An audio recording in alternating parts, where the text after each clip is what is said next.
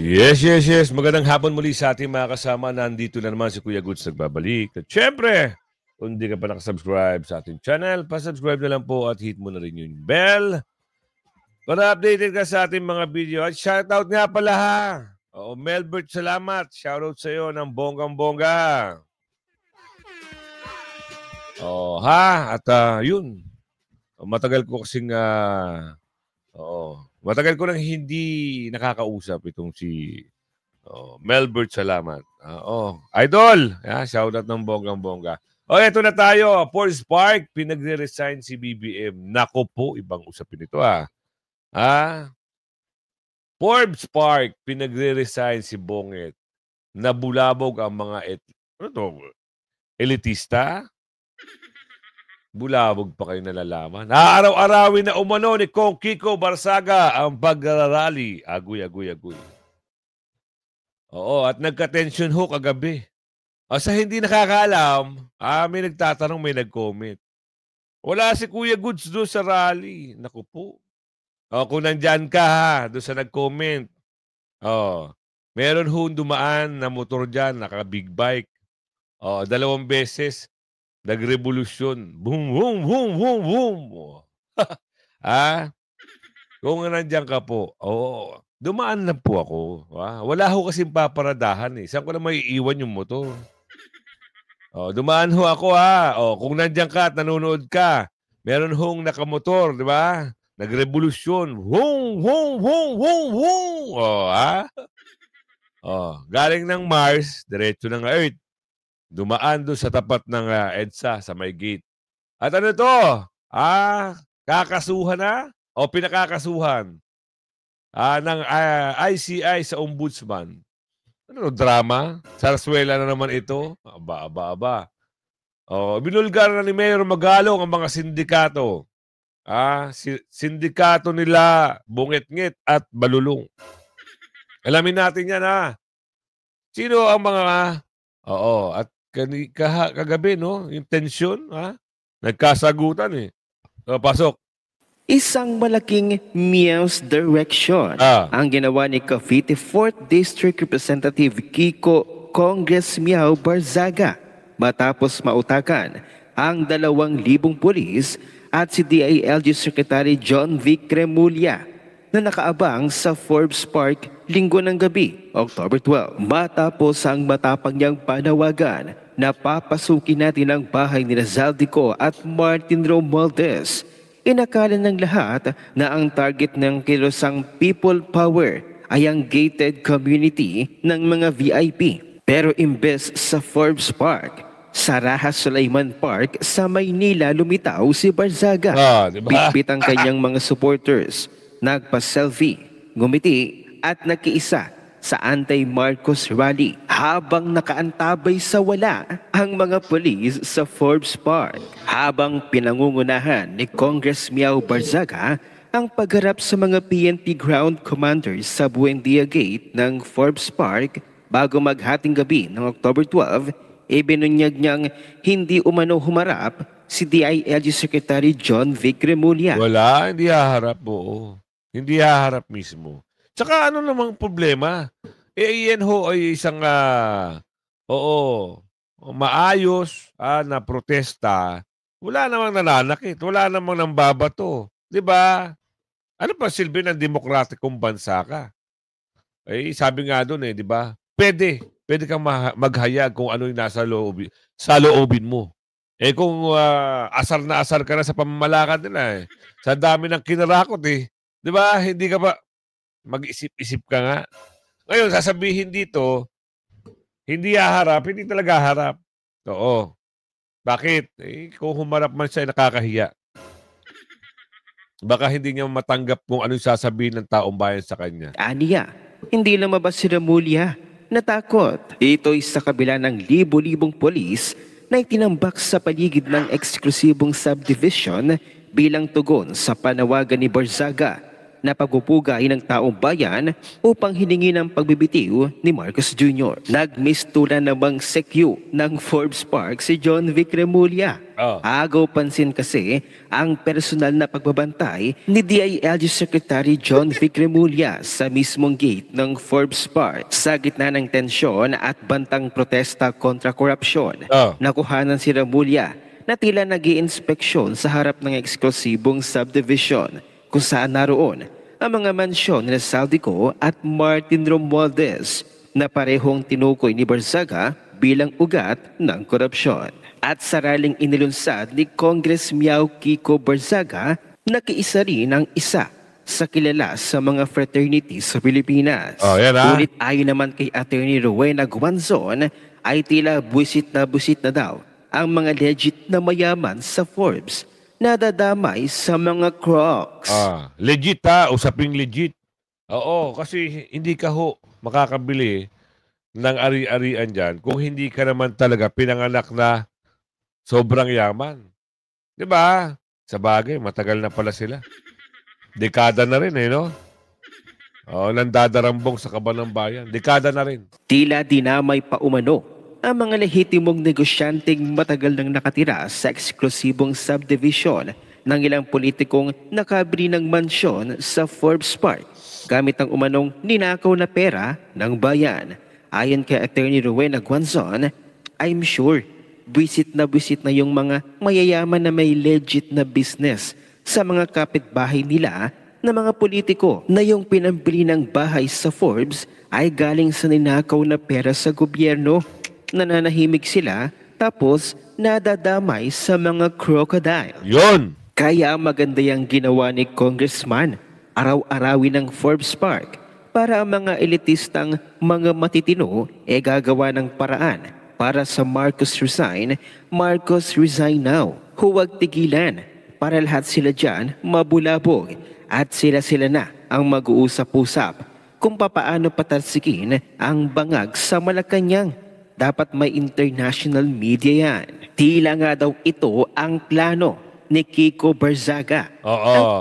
Ang plano dyan, actually, sinayag niya na rin Sa susunod, hindi niya nabibigyan ng oras, hindi niya na i-announce, basta magugulat na lang.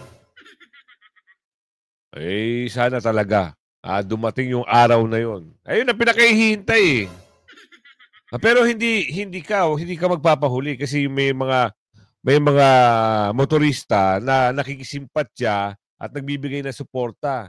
Kasi yung pagbigay nila ng busina ay napakagandang suporta na yon.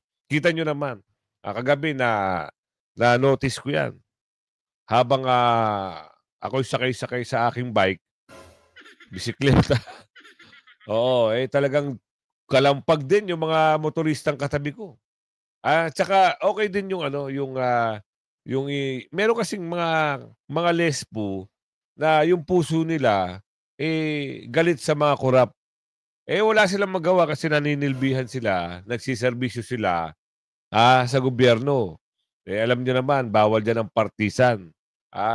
Hindi ka pwedeng meron kang kikilingan dyan. Ang problema, yung boss nila may kinikilingan. Kaya nakabali yung legi, nakaganon na Pumunta pa ng Raha Sulaiman kahapon, kagabi. Para tignan kung okay ba. Bakit kailangan nyo? Kung alam nyo naman peaceful Diba? Kasi konti ang tao, kaya lumantad. Pero, doon sa Mendiola, nasandamakmak ang tao, hindi makalapit. Baka matanggalan ng ngipin Sabi ni Aling Ledesma. Kaya ito, we have to protect the interest of the Filipino people. Totoo. Kailangan mo protektahan kasi nga lubog na. Ibig sabihin, nadorobo na. Naubos sa ika nga. Kaya buti nga may itong gantong tao, napakatapang. Kita nyo, napakasimple lang. Tinatawag nilang, merong something. Pero kita nyo naman kung paano niya, ilaban. Ang kanyang mga kagustuhan mangyari na makulong at mapanagot ang mga dorobo. Pasok. Yung bukas, yung next day, surprise. Hindi ko sasabihin kung saan subdivision, hindi ko sasabihin kung ilan kami, hindi ko sasabihin kung ano oras. It's just surprise and sila na bahala. Para sa akin lang, we have to protect the interest of the Filipino people over the interest of corrupt politicians. So sorry din sa lahat ng mga police at sa lahat ng mga security agencies, ang dami-dami nila na nag-overtime ngayon, thousands. Pero kailangan talaga ito ng bansa natin. If we do not show, not just the local community but the international community, that there is chaos and there is corruption within our system, then there will be no change. Hindi natin pwedeng ulit-ulitin lang yung mga nangyari for the past few years, ever since Marcos sat down and Romualdez became speaker, lahat ng ito, this has only been getting worse and worse. At hindi natin pwedeng hayaan lang ito. At some point, we have to say it has to stop. Tuloy-tuloy na ba ito? Ha? Yes, every day. Pero yung bukas, yung next day surprise, hindi ko sasabihin kung saan subdivision, hindi ko sasabihin kung ilan kami, hindi ko sasabihin kung ano oras. It's just surprise and sila na bahala. If they want to protect kung gusto na protektahan yung mga magnanakaw dito at yung mga magnanakaw na nakatira sa mga mamahaling subdivision, sa mga private subdivision na mga 200, 300 million per lot or yung iba mga 1 billion per lot, then that's fine. That would be perfectly okay. But para sa akin lang, we have to protect the interest of the Filipino people over the interest of corrupt politicians. And that's why we're targeting the private homes of the corrupt instead of the public offices where they steal the money from. Kasi doon ninako lang na yung pera. Doon dito na dinadala. Oh, kita nyo. Dito dinadala. Diyan sa malalaking bahay na yan. Oh. At hindi may iwasan yung mga girian. Nagkaroon ho ng tensyon habang pero hindi ko alam kung nandito na si Congressman Manuel Kiko Barzaga, kung nandiyan na siya nung nagkaroon ng konting tensyon. Ano ba yung mga bagay-bagay, ano yung pangyayari na hindi natin nakuhanan? At buti nakakuha ng coverage itong mga vloggers dito. Kaya bibigay natin sa iyo, i-share natin sa iyo kung ano ba yung giri ano yan. Sir, pwede makiusap? Kawawa naman yung mga tao dito, namamahinga din ho, sir. Baka pwede... Sir, hindi nga kami matahimik sa mga bahay namin! Sila naman yung nabaha! Sila! Gusto ninyo matahimik kami, binabaha! Hindi makatulong ng maayos! Alam ng mga Pilipino dito! Alam nun na hindi natin kaaway ang mga pulis, tama? Tama! Ngayon, sir, nagsasalita kami kasi gusto lang namin marinig nyo ang aming mga hinaing. Alam namin, nakakampi namin kayo dito. Kung kami ay nagsasalita sa inyo, alam namin na trained kayo. Alam namin na trained kayo na maximum tolerance hanggat hindi namin kayo sinasaktan. Tama? Tama? Tama. Hanggat nagsasalita lang kami. Kasi that's freedom of expression. Nakita nyo naman, nung sabi nyo, umatras kami para pantay, umatras kami. Hindi namin kayo inaaway. Alam mo kung anong ginagawa namin? Humihingi kami ng tulong sa inyo. Tama! Yan ay pakiusap. That's an appeal. Kasi kami ang nagpapasweldo sa inyo at pinapasweldo namin kayo para protektahan kami ang batas, ang konstitusyon, ang mga anak namin at ang susunod na henerasyon kahit mga anak nyo. Tama! Lahat sila may bahay dyan. Lahat ng korap nandyan. So hindi lahat ng nandiyan sa loob, kaaway natin. Pero mabubuting mga mamamayan dyan, sa totoo lang. So kaya tayo nandito, napakaganda itong pagkakataon na wag yung sisigawan. Lalapitan yung mga kapatid natin pulis, hindi sila ang kaaway. Ngayon, kung nakikita natin sila nagpoprotekta dahil may nagutos sa kanila. Tayo man lumagay sa kalagayan nila, ganun rin mangyayari. Puprotektahan nila, inutos eh. Kaya lang alam ko sa puso ko, sa tagal namin ng laban nila, General Romy Pugis, General Kita, maraming general. Sabihin ko sa inyo, Kapitan, ganito nga, ba't maputol muna kita saglit lang. Yung ginagawa nila, hindi na trabaho yan eh. Ang proyektahan mo, hindi na trabaho yan. Mali. Sa trabaho ba yan? Sandali lang. Sandali lang. Naiinigyan ko na init ng damdamin mo. Sandali lang. Sandali lang. Bakit? Ay, sinusunod. Makinig kayo. Makinig tayo. Saan nagsasalita? Mamaya may pagkakataon kayo magsalita para hindi tayo sabog. Saka na mula yung init ninyo. Ilabas nyo na, sir. Sige, quiet. Tao yan eh.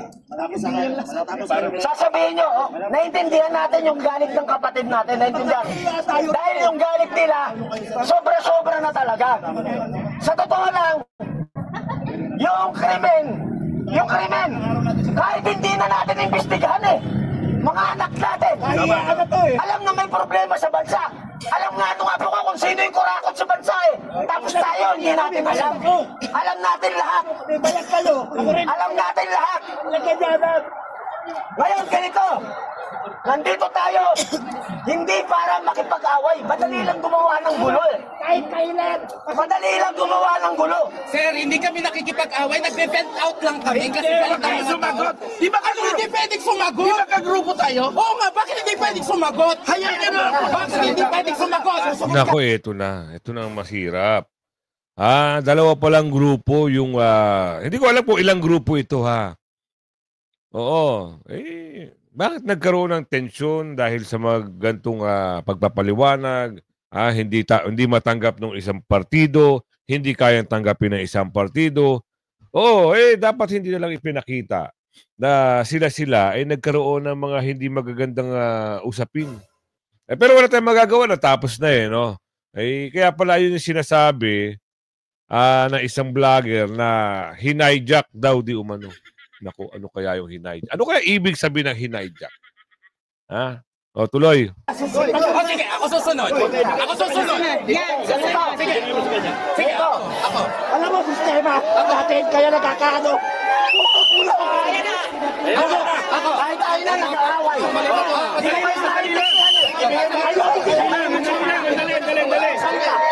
Kapitan, ako lang. Tingnan nyo, kaya hindi tayo nananalo kahit tayo nag-aaway. Sabi ko, makakapagsalita kayo. Makakapagsalita kayo. Nagsasalita, pinigilan nyo nga kami. Hindi, after sa kanya dapat. Pwede kayo magsalita.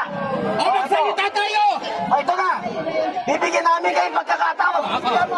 Bibigyan natin pagkakataon para makapagsalita. Ang pakiusap ko sa ganito maniwala kayo sa akin. Napakadaling gumawa ng gulo. Hindi, pero ayaw natin yon. May mga salita tayo na akala natin galit natin, pero nakakasakit rin tayo ng damdamin eh. Yun ang iwasan natin. Ang kalaban lang natin, ginamumuhay sa natin sa mga pulis. O yan, sa'yo na. Magsalita kayo. Sige, sir. Sir, pwede makiusap? Kawawa naman yung mga tao dito, namamahinga din ho, sir. Baka pwede... Sir, hindi nga kami matahimik sa mga bahay namin. Sila naman yung nabaha. Sila, gusto ninyong matahimik, kami binabaha. Hindi makatulong ng maayos. Alam ng mga Pilipino dito. Alam na hindi natin kaaway ang mga pulis, tama? Tama! Ngayon, sir, nagsasalita kami kasi gusto lang namin marinig nyo ang aming mga hinaing. Alam namin, nakakampi namin kayo dito. Kung kami ay nagsasalita sa inyo, alam namin na trained kayo. Alam namin na trained kayo na maximum tolerance hanggat hindi namin kayo sinasaktan. Tama? Tama? Tama. Hanggat nagsasalita lang kami. Kasi that's freedom of expression. Nakita nyo naman, nung sabi nyo, umatras kami para pantay, umatras kami. Hindi namin kayo inaaway. Alam mo kung anong ginagawa namin? Humihingi kami ng tulong sa inyo. Tama! Yan ay pakiusap. That's an appeal. Kasi kami ang nagpapasweldo sa inyo at pinapasweldo namin kayo para protektahan kami, ang batas, ang konstitusyon, ang mga anak namin at ang susunod na henerasyon, kahit mga anak nyo. Ngayon, hindi pwedeng hindi kayo masasaktan kasi try kayong masaktan, damdamin lang ang masasaktan sa inyo. At alam nyo kung bakit nasasaktan kayo? Kasi alam nyo totoo ang sinasabi namin. Tama! Hindi namin kayo pipisikalin. Kasi alam namin nakakampi namin kayo. Tama! Kami ay nagmamakaawa. At hindi nyo kami pwedeng sabihin na hindi kami pwedeng mag-vent out ng mga galit at frustrations namin.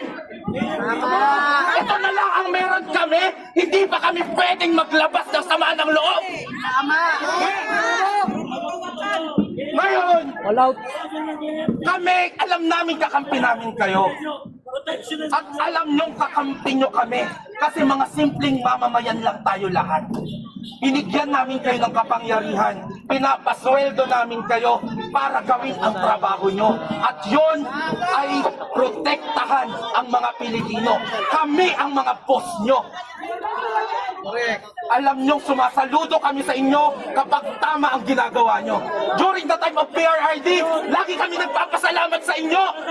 Willing kami na taasan yung mga sweldo nyo. Kasi alam namin na ginagawa nyo ang tama at kung ano ang para sa bayan. Ngayon naniningil kami. Naniningil kami sa mga sweldong dinoble namin. Tama! Asan kayo? Ngayon, sir, hindi kami mga bobo, hindi kami mga tanga. Nasasaktan namin ang mga kakampi nating pulis. Huwag nyo kaming maliitin. Hindi nyo ba nakita na nung pinaatras nila kami, umatras kami? Yun ba ang nangaaway? Diba sabi ko, basta pantay lang ha. Pantay na, okay na. Hindi ko magets mga kasama. Kung ilang grupo sila na pumunta rito. Kasi marami na hong grupo na sumusuporta dito sa ginawang peaceful rally diyan sa tapat ng EDSA sa may gate ng Forbes. Hindi ko, yung pagdaan ko, kita ko mga andun yung mga tao. Pero hindi ko alam kung ilang grupo. Marami, oo, marami. Pero hindi natin masabi yung pagkakakilala nila. Kasi yung iba, ngayon ko lang din nakikita sa sa social media. Pero iba, halos kilala ko na ng mga matatagal pa. Oo, na sila yung mga yung iba dito parang bago. Wala naman tayong komento ron, no? Wala tayong question, sorry. Yun lang ang ating nakikita. Komento lang yun. Oo, hindi natin sila binibigyan ng maling ang pangit lang, maling isang pangit lang, no? Hindi. Bigyan natin ng isang reaction. Hindi lang maganda. Hindi pangit hindi lang maganda na doon na sila nagkaroon ng bangayan. Kahit sino naman magugulat. Ha? Ano to? Eksena? Isa lang pinaglalaban nyo, meron ganung eksena. Diba? Sipin nyo yun. Ano ba ng gulo? Ang mga tao ngayon ay frustrated. Maliban sa mas malala ang krimen sa mga kalsada, kung makaligtas kami sa saksak, hindi kami makakaligtas sa sakit. Hospital. Kasi magkaka-leptospirosis kami. Yun yung tinutumbok ni Sir. Yung usapin ng baha. Kasi nga naman, magpunta ka ng Pampanga, Bulacan, Bataan, halos hanggang Liighum, baha. Magpunta ka ng San Pedro, magpunta ka ng parting Laguna. Meron din ho dyan. Yun lang, hindi masyadong malalim. Hanggang bewang lang. Pero ang matindi doon, inaabot ng buwan bago mag-subside yung tubig. Nakakawindang. Kawawa yung mga batang estudyante. Diba? Yun yung kanilang reklamo. At syempre, mapanagot yung dapat mapanagot. Dito, meron hong balita, nakakasuhan na itong si Saldico. Bakit si Saldico lang? Si Saldico lang ba ang nababanggit ang pangalan dito? Be fair naman, boss, amo manager. Ano yun? Pinakakasuhan na ng Independent Commission for Infrastructure sa Ombudsman si Zaldico at ilang opisyal ng DPWH. Kaugnayan sa manumalyang flood control project sa Nauan Oriental Mindoro na nagkakahalaga na mahigit 289 million pesos. Kabilang sa mga nirekomendang reklamo ay graft, malversation of public funds, falsification of public documents at paglabag sa Government Procurement Act. Kabilang din sa mga pinasasampa na reklamo ang ilang opisyal ng SunWest Incorporated na siyang kontraktor ng proyekto. Ang SunWest ay isa sa mga kumpanyang itinayo ni Ko. Ito po ay kauna-unahang pagpa-file po at pag-sasubmit ng rekomendasyon ng ICI sa Ombudsman. Marami pa pong darating pagsusumikap po ang ICI para po mapabilis ang proseso na hindi magsasakripisyo sa quality ng aming trabaho dahil kailangan po namin maging masinop. Mga kapatid, Jig Manikan po, pagdating sa kita nyo. Tanong doon, bakit yun lang? Kumpanya niya at si Ko. Bakit yung dinadalhan ng mali-maletang pera hindi nyo i-freeze ang asset at hindi nyo pakasuhan? Nagtatanong lang ho kami. Ano ba ang problema? Ano ba ang pagkakaiba ng dalawa? Kaya ito, meron dito ibinulgar na ni Mayor Magalong. Ang alin, alamin natin kay Ka Eric kung ano yung binulgar ni Mayor Magalong. Meron na sindikato? Malamang. Malamang kasi itong sabuatan na to is a form of syndicate na eh. Di umano. Di umano eh, no? Hindi, kung kayo ay nakakaintindi, isipin nyo merong pag-uusap, merong dinadala ng pera, merong kontratang, proyektong hindi natatapos, merong proyekto na wala naman talaga. Anong tawag doon? Nasa circle of friends lang sila. Circle of colleagues lang sila. Yan ang tinatawag na, alam nyo na, sagot, pasok. Ngayon sa ating video talakayan, sa ating video analysis. Sa ating episode na ito, pag-uusapan po natin itong inilantad kamakailan lamang ni Baguio City Mayor Magalong na hindi lamang si Saldico ang bumubuo ng sindikato sa pangungulimbat at pandurukot at mga pagmaniobra sa kabanang bayan sa pamamagitan ng parang mafia at criminal syndicate operations diba? Sa budget process. Ayun, pinangalanan po ni Mayor Magalong na dapat ito din ay ipatawag ng ICI at gawan din po ng hakbang ni Marcos Jr. kung totoo na hindi nila ito kasabwat. So mga alipuris ito ni Martin Romualdez ang pinangalanan ni Mayor Benji Magalong sa kanyang parang isang podcast interview. Una sa listahan doon si Senior Deputy Speaker Dong Gonzales. Isa din po itong kontraktor bago maging kongresista at halos buong pamilya nito hindi lamang nabubuhay sa politika kundi sa pangontrata rin mula sa kaban ng gobyerno. So there are reports na mga 4 to 5 billion pesos pala ang mga flood control projects in the last 2 budget cycles na ipinatupad ni Dong Gonzales diyan sa area ng Pampanga. At ang report ay lahat ng mga style nila pareho kay Saldico. Mataas na po yung 40% ang reality ng project. Mga taga Pampanga, sinabi na rito kung sino yung pangalan. Yun! Naku. Parehas daw kay Saldico. Kaya naman pala nagkabaha-baha ang Pampanga. Tapos binoto nyo pa, Tuwan-tuwa pa kayo. Binoto nyo pa. Yan naman pala nagpahamak sa Pampanga. Kaya lubog ang Pampanga pag umulan. Konting ulan, apaw. Bagyo, nag-uumapaw. Diba? Proyektong wagas. Oo, baka proyektong lagas. Kawawa, mga taga Pampanga. Oo, nagtiwala kayo sa, anong tawag doon?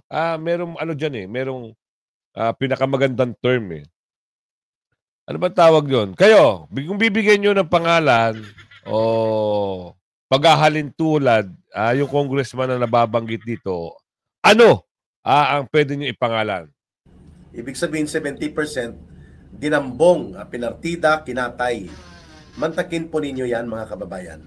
So, si Senior Deputy Speaker Dong Gonzales na ito, I think hindi na siya tumakbo, anak niya niyang tumakbo at congressman ngayon. Taga Pampanga po ito, hindi pala nanalo. At itinuturo sa revelations ni Mayor Magalong na isa ito sa mga pasimuno ng katayan kung paano nila kinakatay ang budget, At ang seste, ang pinaka-author at orchestrator si Martin Romualdez. Agoy. Maliban kay Dong Gonzales, pinangalanan din po ni Mayor Magalong itong si JJ Suarez, numero 1 din ito, suki din ito ng ombudsman, mga lubak-lubak ang kalsada nito sa Quezon Province, may mga ospital na hindi matapos-tapos, billions of pesos din po ang itinuturo nito sa kanya na mga anomalya. At suki ito ng ombudsman sa mga kaso. So dalawa na si David J.J. Suarez, mga tirador ni Romualdez at ni Marcos para wasakin ang pagkatao at ang integridad ng mga Duterte. Mga asong ulol ang tawag ni Governor Chavit Singson sa ganitong uri ng mga alipuris na mga politiko. So si Suarez, si Dong Gonzales, lumalabas din po ang pangalan nito ni Garjola. Si Garjola po ay kontraktor ito na naging kongresista kapareho din kay Dong Gonzales. At si Garjola, itinuturo ito na nagmamay-ari ng isang mansyon. Iyon pa lang po ang nadiskubre sa California, Mababa na naman ang value ng mansyon niya. umaabot lang naman ng 590 million pesos. Mahigit kalahating bilyon. At ginamit pa ng kulukoy na ito na si Garjola ang pangalan ng mga construction workers, no? Party list ito, CWS. Party list, no? Ng mga construction worker daw. Kulukoy. Ginamit mo pa ang pangalan ng mga construction workers. So kasama ito sa mga gang of mataderos, tagapagkatay ng budget, no? At tagapagsindikato sa budget, no? Gonzales, si Don Gonzales, JJ Suarez, si Garjola. Pinangalanan din po itong isang nagngangalang Stella Kimbot ng Marikina. At ito po ay sangkot din sa cover-up ng mga budget insertions. Nako, yan pang babae. Diba? Ayun nung nabuking, nagtatakbo. Sipin nyo napangalanan na ho yung sindikato sa gobyerno. Sila. Oh, Circle of Friends. Nabanggit dito Ito nyo, taga Quezon. Oo, yung nababanggit dito na ospital. Oh, buo na ba? Kasi hindi naman uusbong yung issue na yan kung hindi totoo. O, ano kaya, kawawa talaga ang Pilipino. Pinagluloko ng mga nagsasabwatang mga... Kaya kung umabot ka sa video natin ito, pakilagay share, At shoutout muli, doon sa mga laging nanonood. At syempre, Melbourne, salamat. Shoutout. Bye-bye.